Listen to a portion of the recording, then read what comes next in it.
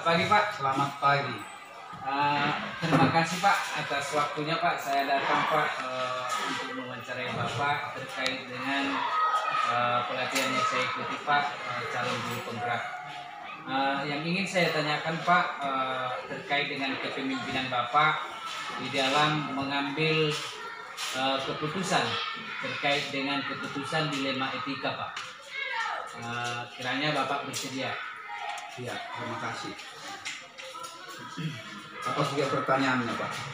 Oke Pak, akan saya mulai Pak ya. Santai aja Pak.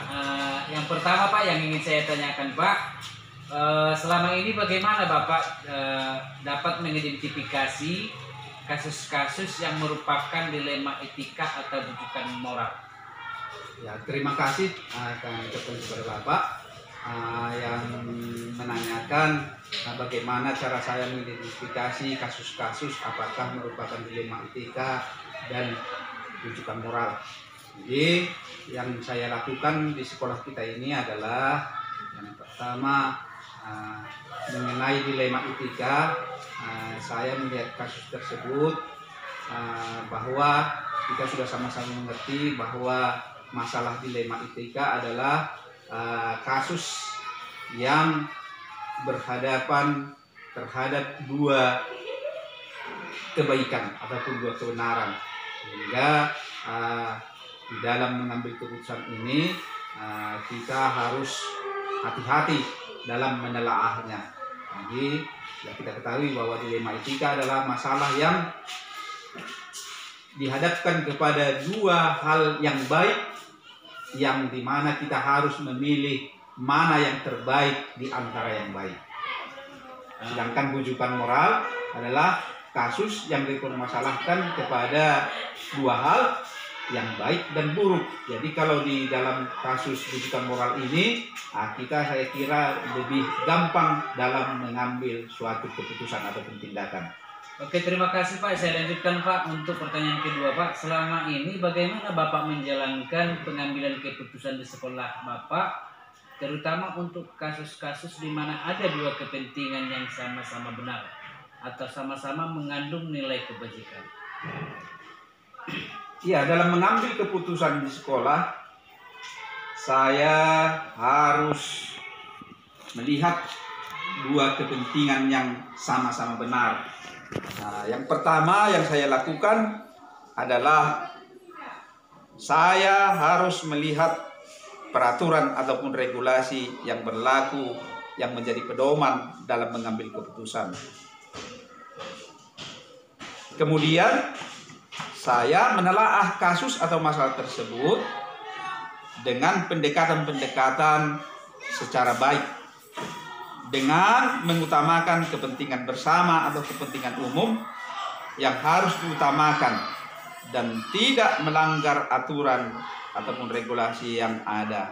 Walaupun di dalam kasus dilema etika ini bisa dikatakan terkadang dia agak lari dari peraturan ataupun regulasi yang berlaku.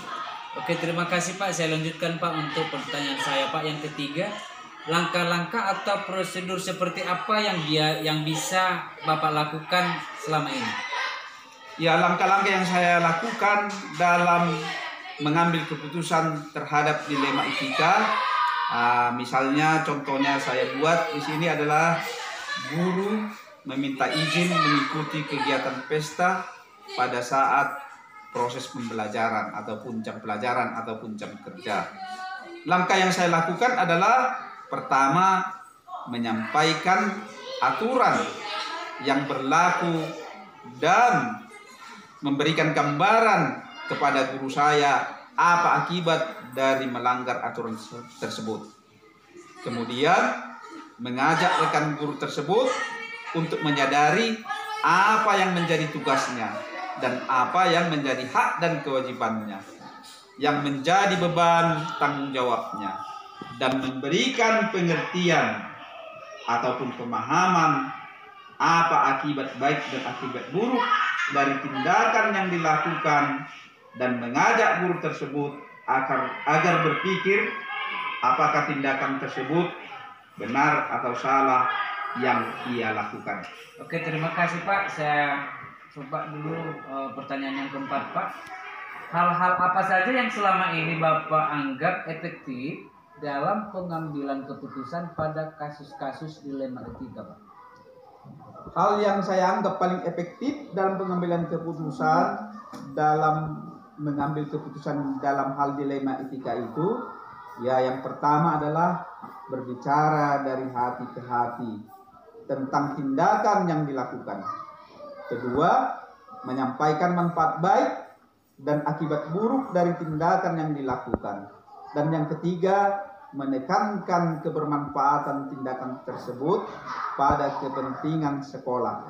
Dan yang keempat, menekankan kepada guru tersebut apakah tindakan yang dilakukan apakah sesuai atau bertentangan dengan aturan ataupun regulasi sekolah. Makasih Pak atas jawabannya Pak. Yang kelima Pak, hal-hal apa saja yang selama ini merupakan tantangan dalam pengambilan keputusan pada kasus-kasus dilema etika, Pak?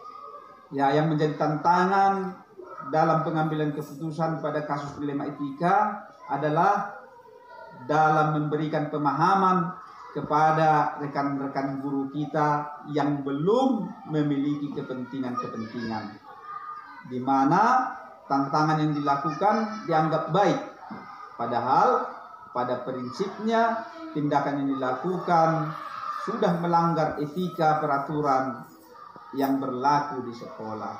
Jadi yang menjadi tantangan bagi saya adalah rekan-rekan guru yang belum memiliki kepentingan. Begitu juga dengan saya pribadi. Yang memiliki kepentingan atau kasus-kasus begitu Pak maksudnya Pak? Artinya yang belum memiliki kasus.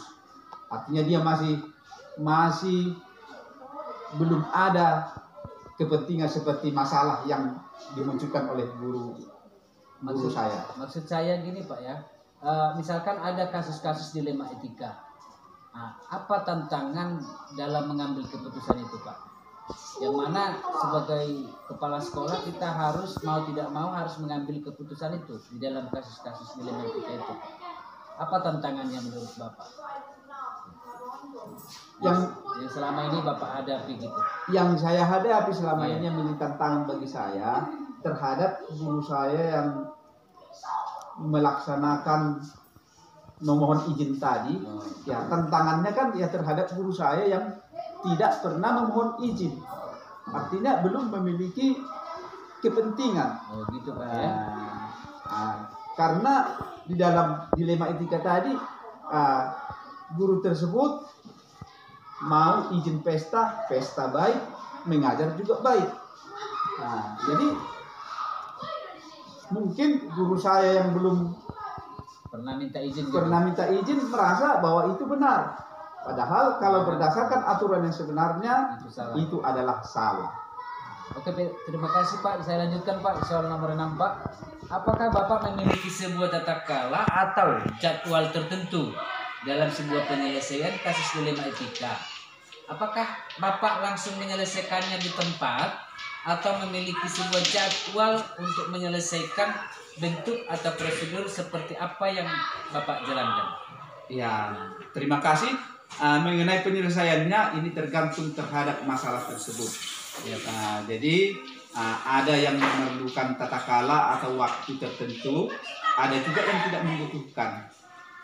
Misalnya yang tidak membutuhkan, terkadang guru kita ini memohon izin dengan kita berbicara dari hati ke hati atau menyampaikan hal-hal yang penting, mungkin guru itu sudah memahami, menyadari bahwa tugasnya lebih utama daripada kepentingan izin tadi, sehingga tidak membutuhkan waktu.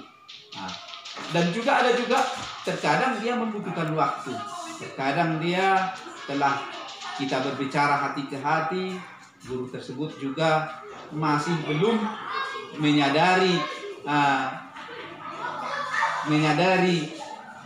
hal atau tindakan yang dibuatnya, sehingga kita kadang memberikan SP atau surat peringatan, kadang surat peringatan 1, 2, sehingga nanti yang terakhir baru kita mengambil keputusan. Oke Pak, terima kasih Pak. Saya lanjutkan Pak untuk pertanyaan saya Pak yang ketujuh Pak. Adakah seseorang atau faktor-faktor apa yang selama ini mempermudah atau membantu Bapak dalam pengambilan keputusan dalam kasus-kasus dilema etika Pak?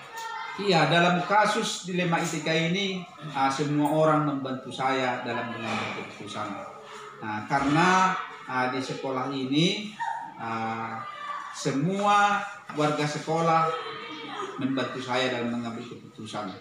Nah, di mana warga sekolah itu yang terdiri dari saya selaku kepala sekolah, begitu juga rekan-rekan guru, siswa, begitu juga dari pihak luar sekolah ada yang namanya komite sekolah. Ini sangat berperan dalam membantu saya dalam mengambil suatu keputusan. Oke Pak, terima kasih Pak. Saya lanjutkan untuk pertanyaan saya Pak yang ke-8. Dari semua hal yang telah disampaikan, pembelajaran apa yang dapat Bapak petik dari pengalaman Bapak di dalam mengambil keputusan dilema etika ini? Pembelajaran ataupun pengalaman yang dapat saya petik dalam bincang-bincang kita dalam dilema etika ini adalah yang pertama, bahwa semua permasalahan dapat terselesaikan dengan berbicara dari hati ke hati, ataupun bisa saya katakan berbicara secara keluarga, dan saling memberikan dukungan dan memberi pemahaman bahwa semua masalah pasti ada konsekuensinya sesuai dengan aturan yang berlaku. Dan yang kedua, peraturan atau regulasi yang ada harus kita patuhi dan kita taati, bukan kita cari celah untuk melanggarnya. Dan pengalaman yang ketiga, dilema etika dapat diselesaikan dengan sebuah keputusan yang arif dan bijaksana dan dapat bermanfaat bagi semua orang. Dan dalam membuat keputusan tersebut harus benar-benar dapat dipertanggungjawabkan dengan sebaik-baiknya dan seadil-adilnya, dan harus mengutamakan nilai-nilai kebajikan dan bermanfaat bagi semua orang. Oke, Pak. Inilah pengalaman yang saya dapatkan. Terima kasih Pak atas jawaban-jawabannya Pak ya.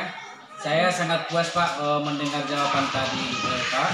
Mudah-mudahan Bapak kedepannya menjadi pemimpin yang memang benar-benar sukses di dalam kepemimpinan, di dalam pengambilan keputusan dilema etika, yang mana pengambilan keputusan dilema etika itu benar-benar dapat dipertanggungjawabkan ya.